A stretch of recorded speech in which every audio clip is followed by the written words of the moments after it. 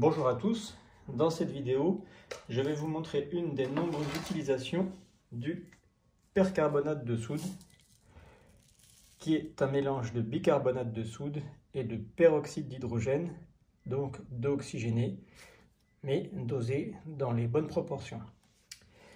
Alors, avant de vous montrer l'efficacité, nous allons faire les tâches en direct, avec ici une sauce que l'on aurait pu se renverser sur la chemise lors d'un repas. Ici, même chose, avec un petit peu de ketchup qui aurait pu venir éclabousser la chemise. Voilà, du coup, c'est bien éclaboussé. On va peut-être en enlever un petit peu quand même. Hop. Voilà, on ne pourra pas dire qu'il n'y a pas de tache. Et ici, éventuellement, un petit peu d'herbe qui aurait pu marquer la chemise. Donc nous allons laisser sécher les taches et ensuite voir comment on peut essayer de les retirer. Alors, mes taches sont sèches, pas évident à dire. J'ai mis 2-3 cuillères à soupe de percarbonate dans une bassine. Alors on peut choisir bien sûr une bassine plus ou moins grande. L'important est que seule la partie tachée trempe dans le mélange. Si vous faites tremper tout le vêtement, c'est pas grave, mais au moins que la partie tachée trempe. Je verse de l'eau bien chaude que j'ai recueillie à mon robinet tout simplement. Et je vais tremper la partie en question dans ma bassine.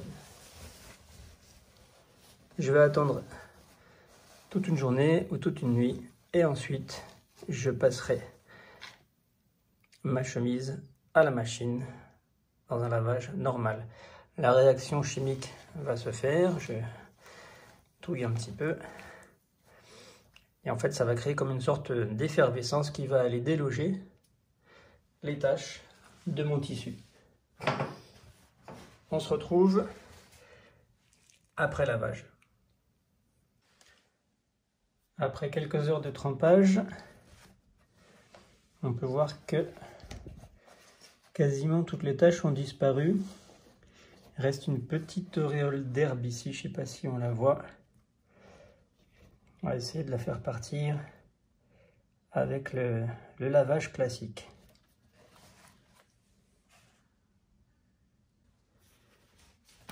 Et voilà ma chemise après avoir trempé dans un bain de percarbonate.